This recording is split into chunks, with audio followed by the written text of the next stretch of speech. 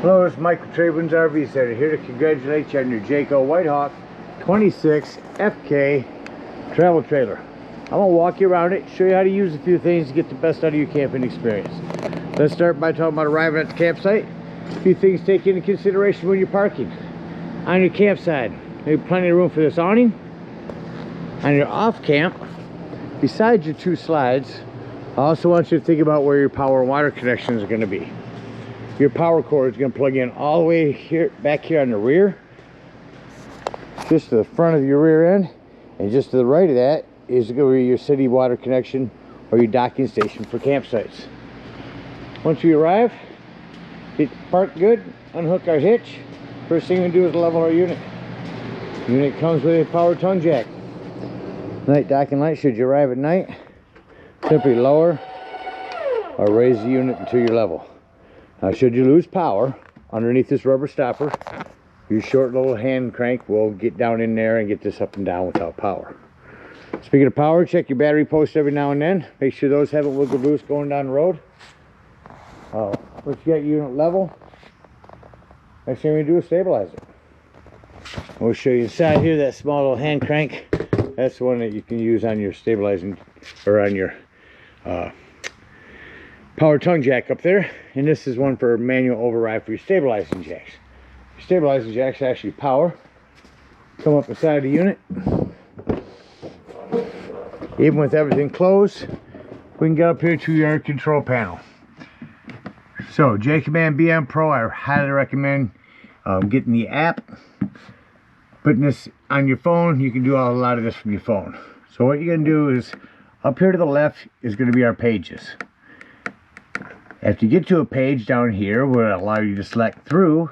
Then over here to the right will be your other choices. So let's go through our pages until we get to motors, slides, awnings, stabilizing jacks. Now we're going to select, we're going to go all the way to stabilizing jacks front. Now we're going to hit extend. So get our unit level. Have someone outside watching these. Normally you can feel.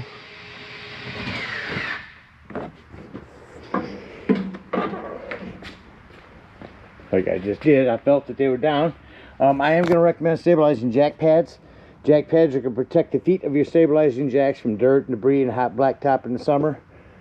And of course, again, your manual override. Should you lose power, you can get these back up. So get both of them down, front and rear. Get your unit level and stable. We can hook up our power and water. Big, long 50 amp cord here on the side. The way these plug in now, it's going to go in at about 11 o'clock and then turn to your right about to noon. Put this black washer on there. Keep this locked on there. Once you get your power hooked up, we'll hook up your water. At campsites, we'll hook up the city water connection. I recommend a water pressure regulator. It'll protect the lines in your unit. Hook that up. Hook up your hose. Make sure your drain plug in your hot water heater is closed. Your hot water heater is over on this side, and your drain plug is that little thumb screw right there. You can twist that to the left to let water out when draining it, and to the right to close that up. Go ahead and close that up, then you can turn your hose on. Now, if your hose has been out for a few minutes, we'll go inside and open up our slides if we need to. I need you to get in there and open up all of your water taps. Sinks and showers, get a nice steady flow of water going through everything. Then you can shut all them taps off and you're all set to camp. Now let's say that we're going to go camping and we're not going to use city water. We're going to go dry camping. In that case, we'll come back over here to our campsite, just to the left, right of our entry doorway, and fill up our potable water tank. Two ways to tell when this is full. One, there's a overflow valve right here, or two on the inside where you check the level of your black and gray tanks. There's also a freshwater button. Keep an eye on this when you're filling it up. Once it's full, put that cap on there, and then whenever you want to utilize that water, you'll turn on your water pump indoors. Don't turn on your water pump and hooked up to city water. That's already pressurized. All right, we're all set to camp with power and water. Let me go ahead and walk around the rest of the unit, continuing here on our camp side. Access panel to the back of your fridge. Again, fresh water, porch light. Flue for your furnace. A few things on that. One, make sure it's never blocked.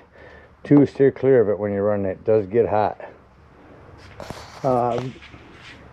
A vent for our flue indoors, our vent hood, excuse me. On your awning, you do have a pitch control. If it's sprinkling, you can pull that down. That'll run the rainwater away. These are mainly for shade, not recommended for high winds or storms. Put them away in such cases. Over here again, our hot water heater. Here's your griddle, J-port leg and table. Lighting for up front here. 110. Again, a power stabilizing jacks. Your propane does come with a cover. On a regulator, just pointed toward the tank you wish to be using, lefty-loosey to open. You are prepped for solar here. You can plug in the solar panel right here and that'll trickle charge your batteries. Coming on down our off-camp side, you got a battery disconnect in here. That'll disconnect all of your battery power to the unit. Hot and cold shower, 751 Clio. Work on that. Down here you have your extra gray handle to pull. Low point drain for your fresh water here. Coming back here. Black tank handles. And low point drains right here. Black tank flush, we'll talk about that when leaving the campsite. City water, there's where you're plugging your cable at. Spare tire with a cover. You got a ladder, utilize it. Go up there a couple times a year and check the seams of your roof and caulk as needed with recommended RV roofing caulk. Got a low point drain back here. Here's where your J-port leg would go in. Quick connect LP is right there for that. Steps for your bedroom. Prep for a TV out here. Hook it there. Cable in 110 here. And outdoor speakers. Well, it covers everything out here. Let's take a look on the inside. Coming up inside the unit. We'll walk right up to your right. And on our control panel, you're going to learn that number 1 is interior lighting. Number 2 is exterior. And then number 3 will turn on both. So as you walk in, just touch number 1, you'll be able to see everything now. Alright, before I continue with this, I'm going to point out your fire extinguisher. Make sure that you and everyone that's camping with you knows the fire extinguisher is located by the entry doorway in case of an emergency. And next to that is your breaker box and fuses. Ton of 15s and a couple of 25s in there. Highly recommend having some of those with you when you go camping. Alright, up here up top is going to be living room lights you can turn on and off from here. And awning lights you can do from here as well. Down here is our J command. Again, starting up top, I'm going to go back to our motors where we were at first time. Talk about your awnings. Your awning, you only want to extend that out until you can see that brown bar and that white flap has fallen down to 90 degrees. If you hold that button down, that will continue to run itself out, up onto itself and start to run itself up backwards. So keep an eye on it when you run it out. Make sure you don't run it out farther than you need to. Again, our stabilizing jacks, which we did earlier. And our slide controls as this comes in. Note that your door is actually on a strut here to hold it open. And these doors work best when gently slammed. Alright, continuing up top. So again, slides 1 and 2. So let's go down to those. Select, we'll pick down to slide 1. Hit extend.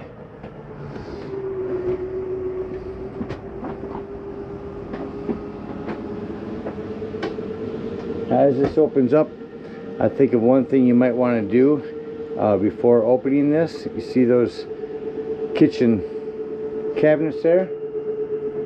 These are all made to close, but you might want to just come down and make sure that they haven't, during travel, depending on how far you've been, haven't popped open and catch on your slide when you open that up. That was slide number 1. I've opened up the bedroom door here so you can see slide number 2 opening. Select the 2, hit extend.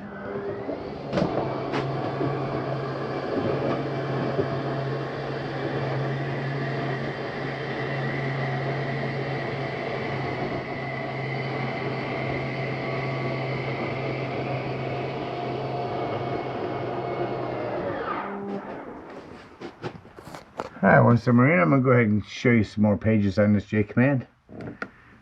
There's our AC, so let's go to select our mode, go to cool, crank up our AC real quick. Show you our AC also has a quick dump, or close that, and it gives a stronger blast through here. Change the mode to off, see how quickly it shuts off. Now I'm going to change the mode to furnace. Hear that kick on. Return is right down there. I'm going to change that mode back to off. Now you'll notice generally your furnace fan is going to take a few minutes to cycle through before it shuts off. Alright, continuing. There's our heat and AC. Next page is going to be pairing your device to your phone. Here's where you can check the levels of your tanks. Fresh, black, and gray tanks. Here's where you turn on your water pump. Here's where you turn on your water heater if hooked to electric. Your water heater if hooked to gas. Turn them on and off over here. And then back to our motors. Again, lighting up here. Here's where you will turn on your hot water heater, your Truma one, and hooked up just to gas. You have a table here. Snaps away. Way down here is going to be your 12-volt carbon monoxide and propane detector. The reason I mentioned that 12-volt, that's always running off your battery, so keep that in mind if you are out boondocking somewhere. Coming up top, here's your self-explanatory microwave, fan, and light above your cooktop. This glass tops make a nice backsplash. Flip that up there. Turn on your panel light. Turn that to gas, hit the spark, and that's how those will light up. Same thing in your oven. Put this to light, spark it here, that'll light your pilot light, then turn it to your desired temperature. Rock that panel light down, it becomes an oven light.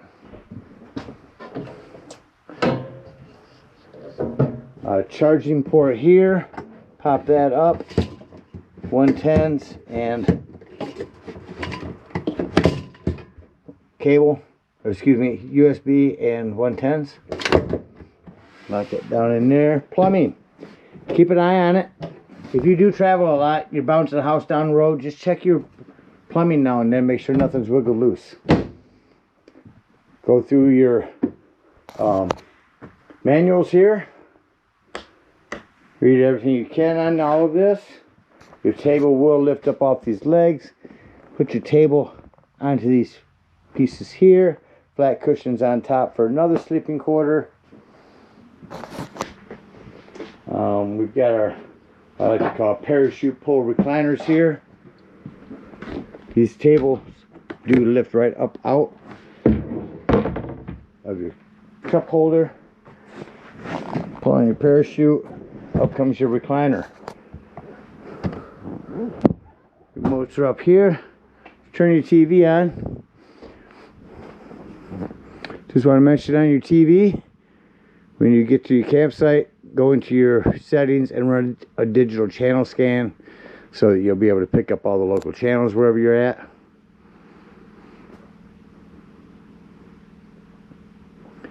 Down below that, while waiting on that to come on, sound system, AM, FM, Bluetooth. I don't know what I'll pick up inside this metal building, but we'll give it a scan. So indoor, outdoor speakers. You got Bluetooth, AM, FM, nice sound system. Down below that, your fireplace. Over to the right is going to be where you turn it on. I can show you all the pretty colors, but the biggest thing now is the heat, folks. Go in here to the heat. There's your timer, dimmer. Go into your heat, crank that up, and in a matter of seconds, if it's chilly in here, why waste your gas if you're plugged in at a campsite where you can make this here? There it goes. Crank out some nice heat in here and get it nice and toasty. And back into our bathroom. 110 with GFCI reset and a glass shower door that you want to make sure you have snapped closed for travel. Because of a hand crank open power exhaust is here. There's our exhaust. But that is hand crank to open that up. Another door that you want bungeed open for travel. Back here's a separate slide control you can close this with. I'll do that when we leave. Our lighting, 110s and charging ports there. One touch lighting up here. There's your emergency exit window. Up here you can remove this. Put a TV in up here. There's your 110 and cable connections. So now let's act like we're leaving the campsite and close the unit up. We'll show you got strut assisted storage up underneath your bed as well.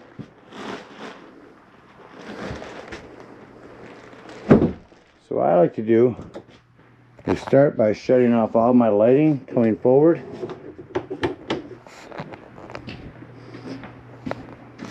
Return this.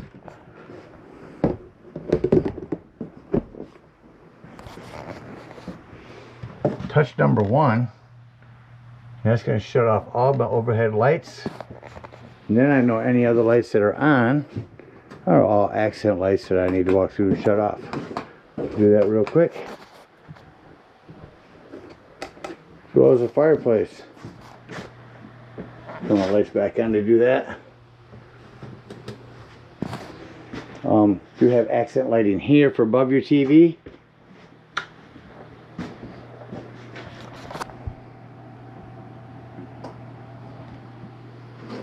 Store your remote where remote should be stored. Close our doors. Make sure our vents are closed. I like to say doors and drawers. Walk through your unit. Make sure all doors and drawers are closed. Nothing is going to impede our slides from coming in. All lighting should be able to be controlled from this one, and it's not. I've got accent lighting here I need to shut off. There it is.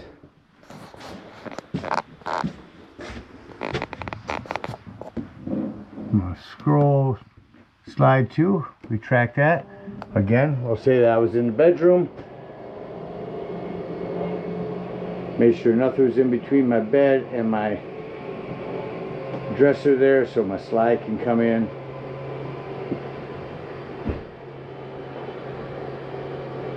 Just kind of listening for that. There we go. Oops, go back up. Scroll through to slide number 1. Retract.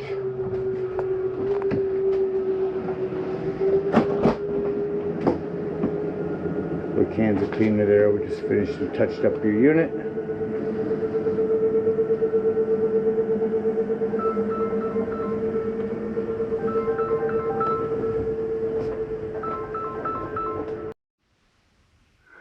Alright, slide in. Shut off my living room lights and exit the unit. Now the biggest thing on these steps, you can't help it because it automatically goes all the way open. Just make sure that's all the way open, otherwise this will catch on it. Feet are also adjustable. Set this in here, lock it in there. I'm not going to pull on it because it'll fall down in here. But again, just pull on these, move the leg to where you need. Before you leave the dump station, lock and deadbolt this door, lift and turn your handle. I say before you leave the dump station because you're going to want to go inside there and check the levels of your tanks before you leave. Alright, if we are at a campsite, excuse me, if we are out dry camping, we're going to bring up our stabilizing jacks. which we'll go back inside to do.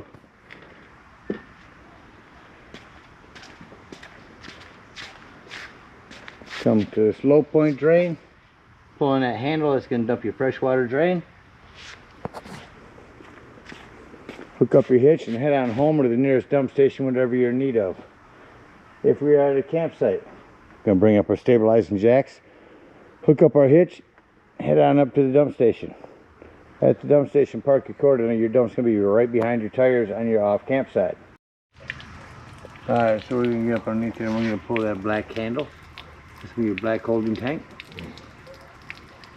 And that sounds like it's no longer draining. Go inside, check the level of your black tank.